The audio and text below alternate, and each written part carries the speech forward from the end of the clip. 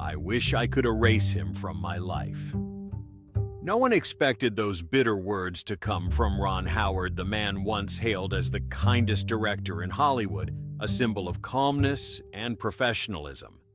In a recent conversation with Rolling Stone, he sat silently for a few seconds before mentioning 6 names, 6 people, 6 stories, and 6 scars that, as he admitted, still hurt to this day.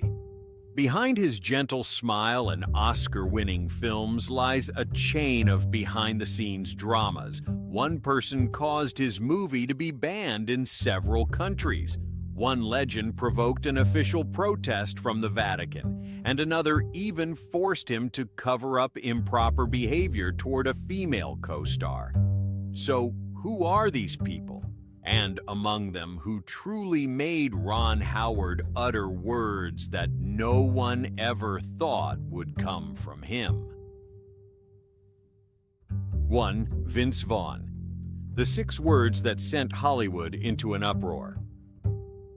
In the fall of 2010, when Universal Pictures released the first trailer for The Dilemma, no one expected that 6 simple words would shake Hollywood. In the opening scene, Vince Vaughn, the comedy star of Wedding Crashers and Dodgeball, looked straight into the camera and said, "Electric cars are gay." At first, it seemed like typical Vaughn humor, bold, irreverent, and teasing. But within hours of the trailer hitting YouTube, social media, and the press exploded. Outlets like CNN, Variety, and The Guardian slammed the line as offensive, while advocacy groups such as GLAAD accused the film of normalizing hurtful language.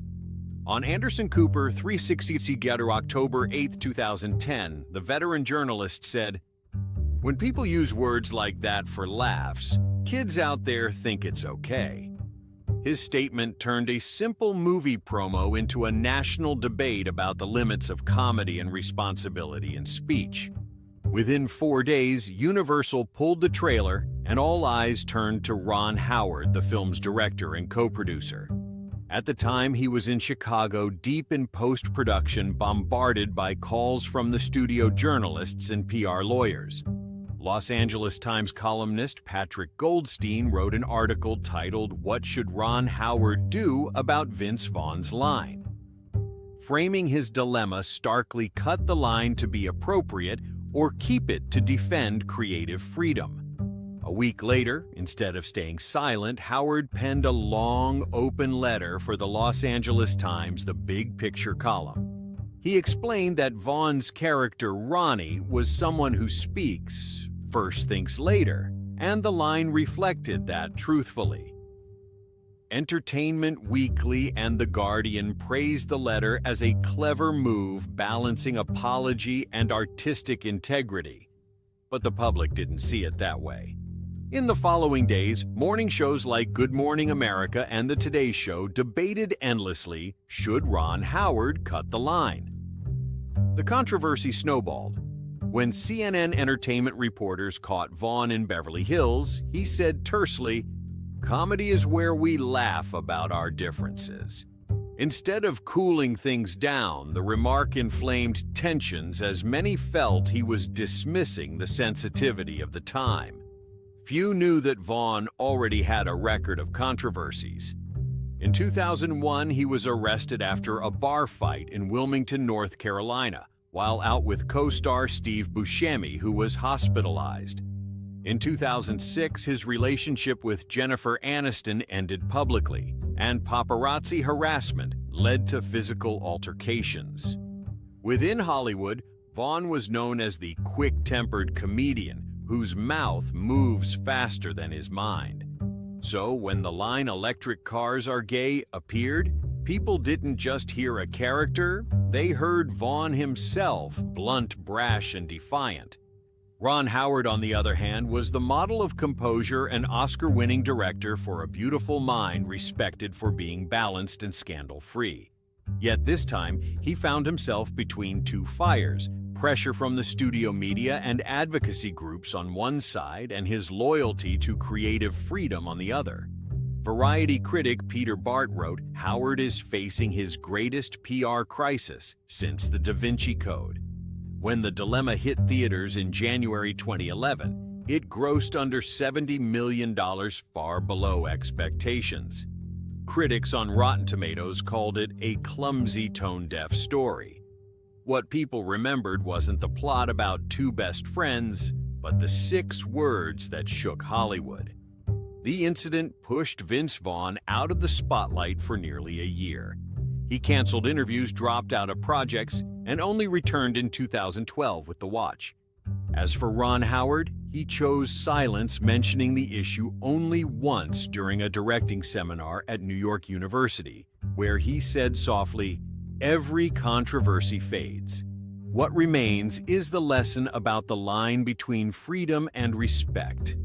The electric car story ended there, but it marked the start of a turbulent era for Ron Howard, one filled with conflicts with his actors. And just a few years later, another name would drag him into an even bigger storm. 2. Tom Hanks. Turning his back on the child. Ron Howard poured his heart into. One June morning in 2022, Hollywood was stunned when the New York Times published an interview with Tom Hanks. In the conversation, the man often called America's moral compass bluntly described the Da Vinci Code franchise in which he starred as Huey. Nonsense, scavenger hunt type nonsense. The phrase in simple terms meant a meaningless treasure hunt. A series once promoted as an intellectual blockbuster was being disowned by its own leading man. Hanks added, it was a commercial enterprise more than a piece of art, and by the third one, it wasn't even a good commercial enterprise anymore. The remark shocked the public not merely because it criticized a film, but because it struck at the heart of Ron Howard, the director who had worked alongside Hanks for more than a decade on the trilogy The Da Vinci Code 2006, Angels and Demons 2009, and Inferno 2016. To Howard, the franchise wasn't just a project, it was a child he had raised with his reputation and passion. To understand why the statement hit so hard, we must go back to 2005 when the crew began filming at the Louvre in Paris. Securing permission to shoot inside the home of the Mona Lisa was almost impossible. Howard spent over 6 months negotiating with the French Ministry of Culture, agreeing to dozens of confidentiality clauses. Shooting days stretched to 18 hours. A crew member recalled to Entertainment Weekly Hanks was so exhausted he changed costumes inside the Mona Lisa gallery just to stay on schedule. He couldn't even speak. When the film premiered at Cannes in May 2006, reactions were explosive. In the U.S., Catholic groups such as Opus Dei called for boycotts, accusing the movie of distorting faith. Governments in Egypt, Jordan, Syria, Lebanon, and Pakistan banned it entirely. The Guardian wrote, "A movie meant for entertainment has touched one of the deepest cultural wounds." Calm and thoughtful, Ron Howard suddenly found himself at the center of religious controversy. In that climate, Tom Hanks, the face of the franchise, began avoiding questions about religion. On BBC Newsnight, he said briefly, "This is fiction, not doctrine." But the public wasn't convinced. A critic from the New York Times wrote, "It feels like Tom Hanks doesn't believe in the film he's in." That was when cracks began forming between Hanks and Howard. Once close friends, Howard even called Hanks "my eyes" on set. The two started drifting apart. A Vanity Fair source recalled, "They didn't argue, but they weren't the same friends anymore." Hanks's 2022 comments were seen as a delayed betrayal. People magazine wrote, "This isn't a critique of a movie, it's a rejection of part of his past." Many in the industry believed Hanks was distancing himself from the franchise's commercial image to reinforce his artistic reputation, conveniently timed as he promoted Elvis, the film hailed as his acting revival. The story took a twist when the media resurfaced Hank's old controversies. In 2004, footage from a charity event showing him in a questionable moment was rediscovered. Though minor, it was blown up amid Hollywood's sensitive climate, forcing him to apologize in Vanity Fair in 2012. Paired with his dismissal of the Da Vinci Code, many saw Hanks as trying to wash his hands of his past, including the very films that earned him hundreds of millions. Even though the trilogy grossed over $1.5 billion worldwide, its image was now that of a beautifully packaged commercial product. Howard once proud to say at a Rome press event, "I told this story with all my heart," had become a symbol of art serving commerce. Meanwhile, Hanks, by disowning the films, unintentionally suggested that Howard had chosen a path he no longer wished to follow. Yet, beneath Hanks's cold words lay traces of an old friendship spanning decades. Together they made Splash 1984 and Apollo 13 1995 projects that shaped both of their careers. Perhaps that's why the turning away felt so painful. It wasn't from an enemy, but from a friend. And just as the storm between Hanks and Howard began to fade, another controversy awaited. This time, it wasn't a veteran legend, but a famous comedian whose single line in a trailer would once again shake Howard's calm world. 3. Paul Bettany, the albino assassin who plunged Ron Howard into a storm of global criticism. In May 2006 at the Cannes Film Festival, the Mediterranean heat was blazing, but the atmosphere inside the Grand Théâtre Lumière was even more intense. Hundreds of journalists crowded in to watch the world premiere of the Da Vinci Code, director Ron Howard's most anticipated film of the year. When the ending appeared, instead of applause, the theater fell into silence. Then came a few whistles sharp as knives. The next morning, The Guardian and Variety both ran headlines not what Hollywood hoped for. And the name that appeared most frequently in the papers wasn't Tom Hanks, but Paul Bettany, the actor who played Silas, the pale-skinned monk who killed for faith. In the film, Silas is an extremist member of the secretive religious group Opus Dei. He believes that self-flagellation purifies sin and is willing to kill to protect what he perceives as God's truth.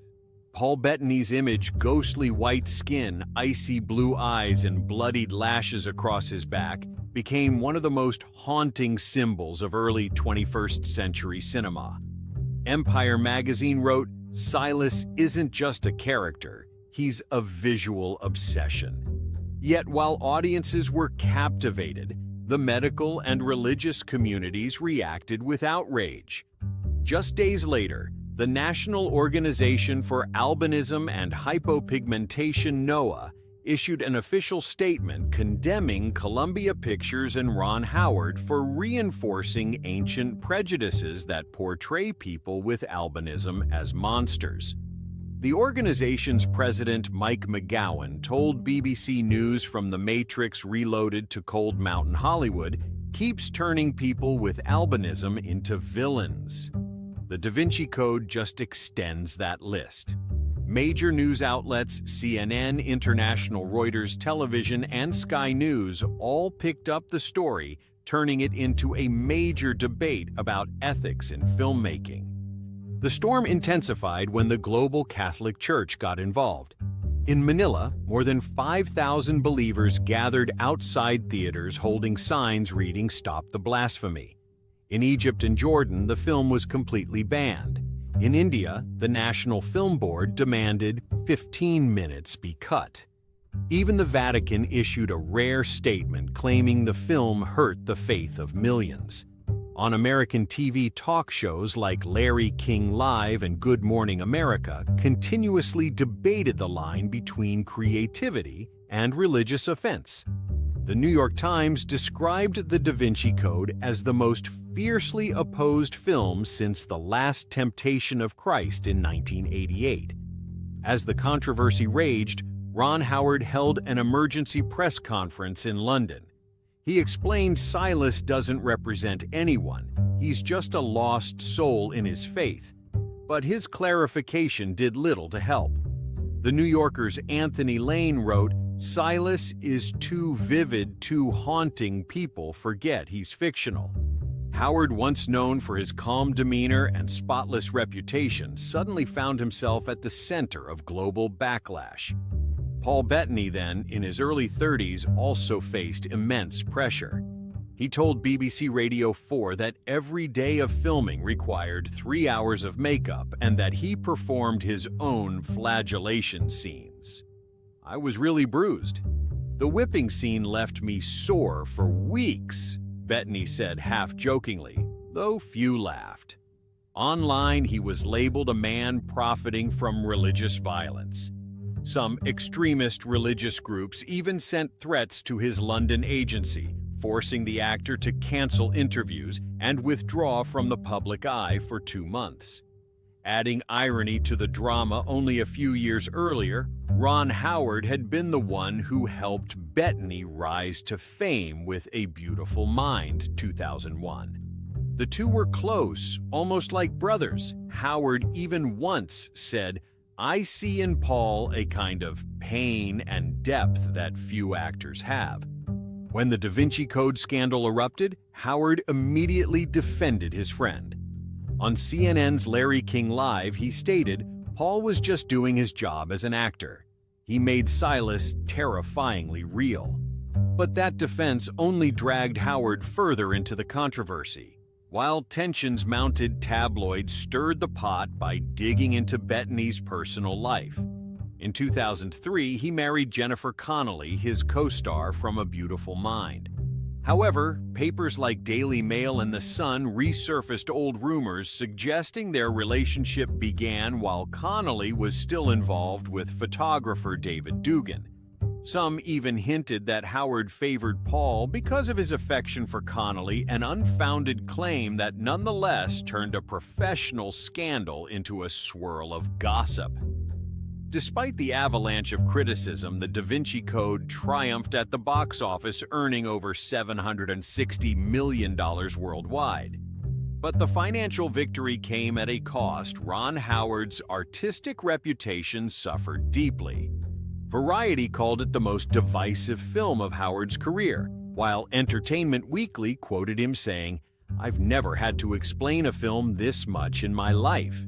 In the end, Howard and Bettany's friendship endured, but not unchanged. They collaborated again on Angels and Demons, yet no longer appeared together in interviews.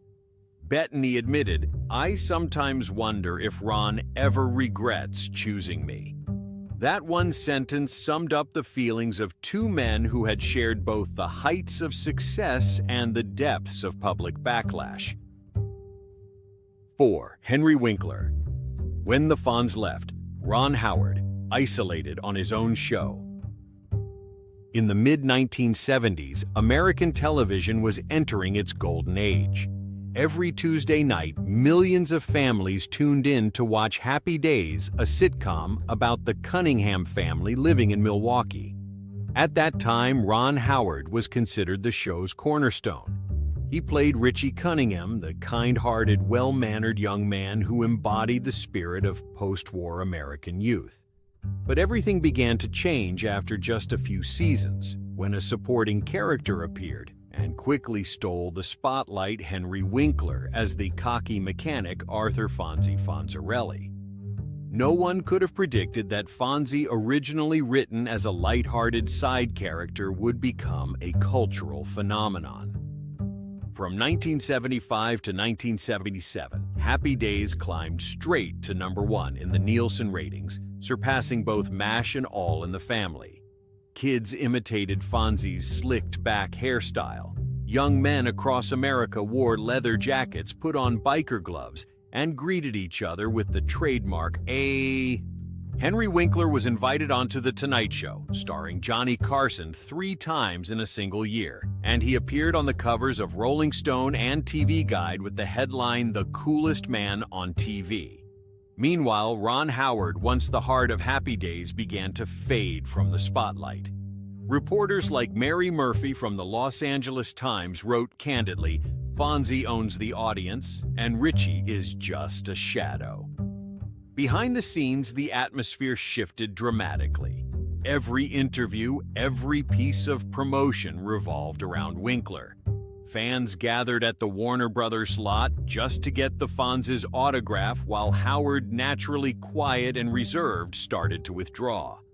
The breaking point came in 1977 when ABC executives held a private meeting to discuss renaming the show Fonzie's Happy Days to capitalize on the leather-jacketed icon's popularity.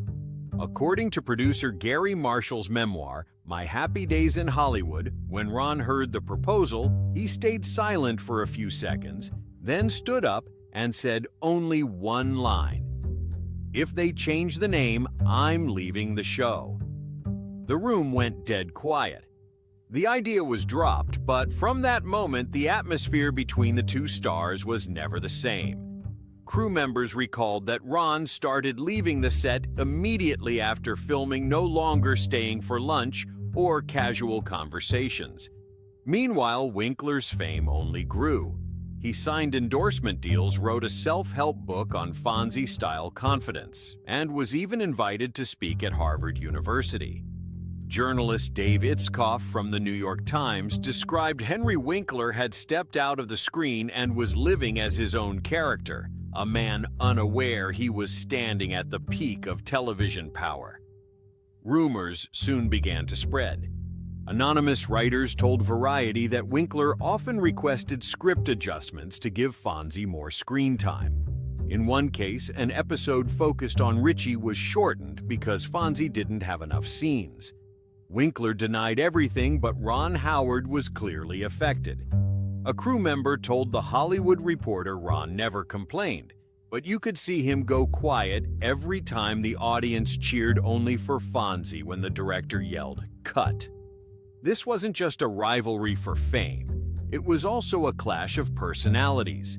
Howard, who had grown up on film sets, valued discipline and structure.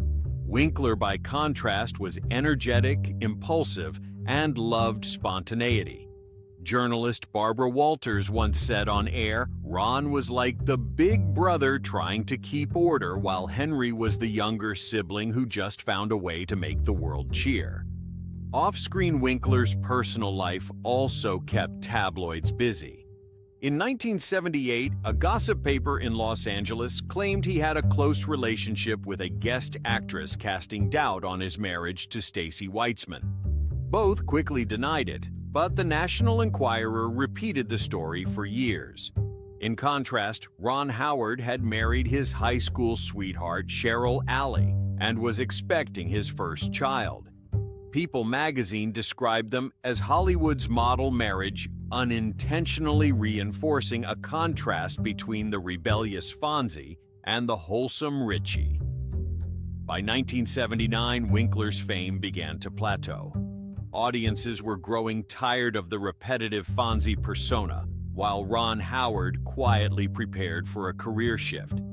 In 1980, he announced his departure from Happy Days after 7 seasons to pursue directing. He told Entertainment Weekly, "I want to tell my own stories, not just play the good guy in a world where everyone's trying to stand out." Winkler stayed for 3 more seasons, but the magic had faded. When Happy Days ended in 1984, Fonzie disappeared along with an era. Years later, at the show's 30th anniversary celebration in 2004, Henry Winkler walked up to Ron Howard on stage, hugged him, and said, "In front of hundreds, you were the heart of the show. I never forgot that." The audience stood and applauded, but those who remembered the old days knew it had taken nearly 3 decades for that rift to truly heal. Ironically, being overshadowed by Fonzie became the turning point that shaped Ron Howard's resilience as a director. In an interview with The Hollywood Reporter, he said, "The day I left Happy Days, I realized I never wanted anyone else writing my lead role again. From that moment on, Ron Howard shifted behind the camera, eventually becoming the name synonymous with Oscars. But before reaching that height, he would face another daunting clash, not with a young star this time, but with a veteran actor famous for his stubbornness on the set of Cocoon. 5. Jeffrey Tambor, asking Ron Howard to stay silent about his misconduct toward Jessica Walter. At the beginning of 2018, Hollywood was no longer the land of glittering award shows. It had become the epicenter of a cultural earthquake called Twitter Me Too. One by one, names once considered symbols of power were accused, from producers to leading stars. In this tense atmosphere, few expected that Ron Howard, the director, long regarded as Hollywood's kindest man, admired for his discipline and professional ethics, would be swept into the storm because of someone he had trusted completely, Jeffrey Tambor. Tambor, then 73, was no stranger to the industry. He had won 2 Emmy Awards for Amazon's series Transparent, and critics called him the man who turns anger into art. But that very art of anger would become the seed of his downfall. In November 2017, Variety and Deadline Hollywood simultaneously broke shocking news. 2 of Tambor's colleagues on Transparent, Trace Lysette and Van Barnes, accused him of inappropriate behavior on set. The public was outraged, and Amazon immediately launched an investigation. 3 months later, Tambor was fired, though he continued to deny all allegations. Many thought the story would end there, but in May 2018, the New York Times published an exclusive interview with the cast of Arrested Development, a series for which Ron Howard served as both producer and narrator. No one expected the conversation held at the paper's Manhattan office to turn into one of the most unforgettable moments in Hollywood media history. Midway through the interview, veteran actress Jessica Walter, who played Lucille Bluth, suddenly burst into tears. Between sobs, she recounted how Jeffrey Tambor had once shouted at her on set, "I've been in this business for 60 years, and no one has ever yelled at me like that," she said, her voice trembling, leaving the room in complete silence. Reporter Sopan Deb of the New York Times, who witnessed the scene, described the atmosphere as heavy as stone. Tambor sat quietly, eyes downcast, while his 3 male co-stars Jason Bateman, Tony Hale, and David Cross tried to smooth things over, insisting it was just a misunderstanding during the creative process. But the audience didn't see it that way. Once the video was published, social media erupted. Furious comments flooded Twitter with the hashtag #JusticeForJessica. People condemned the 3 men for interrupting a crying woman while Tambor remained silent, and Ron Howard, the show's producer, was nowhere to be seen to defend her. Major outlets like CNN Entertainment, The Guardian, and The Hollywood Reporter ran headlines such as "Ron Howard silent as Jessica Walter recounts on-set abuse, a damning indictment of his inaction." In reality, Tambor's temper had been notorious for decades. During the Larry Sanders Show in the 1990s, he once lost control mid-shoot over lighting he didn't like. A crew member told Los Angeles Magazine Jeff could be laughing one moment and shouting the next over something small. He believed anger helped him reach true emotion. To Ron Howard, a man who valued discipline and respect, that temperament was both fascinating and dangerous, a spark that could burn everything down if left unchecked. After the explosive interview, Netflix, the distributor of Arrested Development, canceled its London promotional tour just 2 days before departure. On BBC Newsnight, journalist Emily Maitlis commented, "This is a slap in the face for Hollywood's tolerance of powerful men's tempers." Tambor later appeared on Entertainment Tonight, admitting he was ashamed of how I behaved, but insisting things were exaggerated. Ron Howard chose silence. He held no press conference, releasing only a brief statement. Every set should be a place of respect and safety. Though neutral in tone, the response backfired. Variety wrote, "Silence when someone is hurt is no longer humility, it's indifference." Howard, once the moral model of Hollywood, was now criticized as being too gentle to manage difficult people. The scandal spread quickly. Tambor lost sponsorships, was dropped from 2 independent films, and disappeared from public life for nearly a year. Jessica Walter, on the other hand, became a new symbol of strength and integrity in Hollywood. In an interview with Entertainment Weekly, she said, "I don't want anyone destroyed. I just want people to learn to treat others kindly." For Ron Howard, long accustomed to resolving conflict with calm diplomacy, this was the first time he faced moral scrutiny from the public. In a 2019 interview with Variety, he admitted, "I've learned that silence isn't always the safe choice. Sometimes silence is just another form of cowardice." The media called it a late confession, but at least it showed Howard was willing to confront himself. After the Me Too storm that shook his reputation, few remembered that years earlier, Ron Howard had already survived an even bigger earthquake, one that came not from scandal, but from betrayal by his most trusted collaborator. 6. Wilford Brimley, the man who nearly drove Ron Howard crazy on the set of Cocoon. In 1985, Hollywood was in the middle of a sci-fi craze.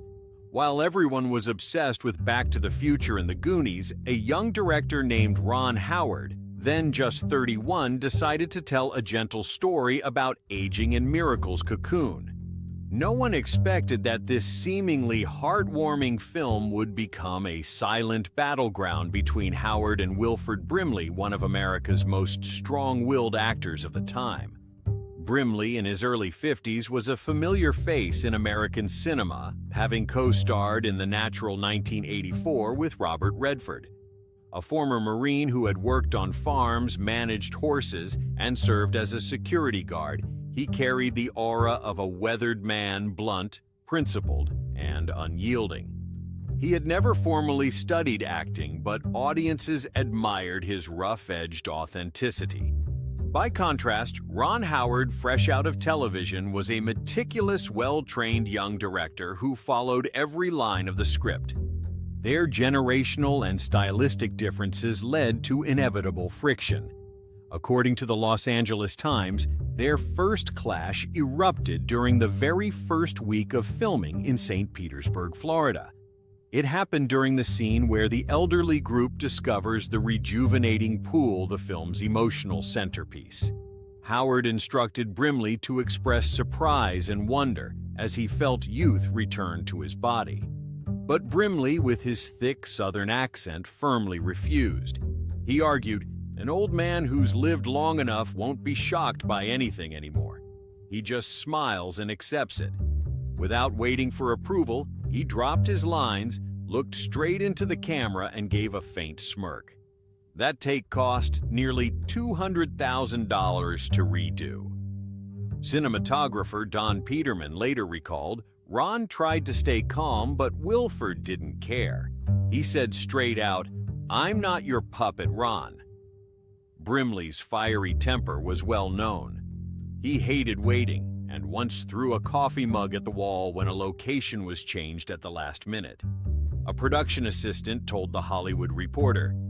One day he shouted at the assistant director, saying, "Don't tell me how to act old. I've lived it." Ron Howard would step outside to smoke and calm down while the crew held their breath in fear of escalation. Off-set, Brimley was a media favorite. He was famous for his Quaker Oats commercials portraying a friendly uncle advising healthy breakfasts. But behind that warm image, he was extremely straightforward, sometimes to the point of shock. In 1997, he openly criticized younger actors for never having truly worked hard, earning him the nickname the grumpy old man of Hollywood. In In 2009, he again stirred public attention after appearing in a political video opposing healthcare reform. And thanks to his distinctive diabetes pronunciation, he unexpectedly became an internet meme for years. Back in 1985, tension on the Cocoon set only escalated. Brimley repeatedly ignored direction to do it his way. Ironically, that defiance made the film feel even more genuine. In the final scene, as his character boards the spaceship leaving Earth, Brimley unexpectedly changed his expression. Instead of the scripted emotional farewell, he looked peacefully into the distance, as if ready to accept death. The set fell silent. Howard later admitted, "It was the right choice, even if it wasn't mine." When filming wrapped, Howard approached Brimley at the farewell lunch to shake his hand. A crew member told Variety that Brimley simply said one line that gave everyone chills. "You did good, kid, but don't ever tell me how to live." Those words stayed with Howard for years. Despite the tension, Cocoon became one of Howard's greatest successes. The film won 2 Oscars, including Best Supporting Actor for Don Ameche, and grossed over $85 million, a huge number for its time. Critic Roger Ebert wrote, "It's Brimley's sincerity that makes the miracle believable." Ironically, the man who nearly drove Howard crazy helped him win his first major career milestone. Brimley later returned for Cocoon: The Return 1988, but refused to participate in the film's promotion. At a small press conference in Dallas, he bluntly said, "I hate the media. In Hollywood, people only tell the truth when the microphone runs out of batteries." The remark caused a stir, but for Brimley, it was just part of his lifelong honesty. Their story ended not in resentment, but in mutual understanding. For Ron Howard, it was yet another challenge in the rocky journey of a young director learning to manage the towering egos of Hollywood. Less than 2 decades later, a far greater storm would once again pull his name into the center of worldwide controversy. Who do you think made Ron Howard lose his cool the most? Was it Tom Hanks' rebellion, Jeffrey Tambor's involvement in the Me Too storm, or Wilford Brimley, the grumpy old-timer who nearly made the director walk off set? Leave your thoughts in the comments below. Tell me which name shocked you the most in this list. Don't forget to hit subscribe and turn on notifications so you won't miss more behind-the-scenes stories from Hollywood.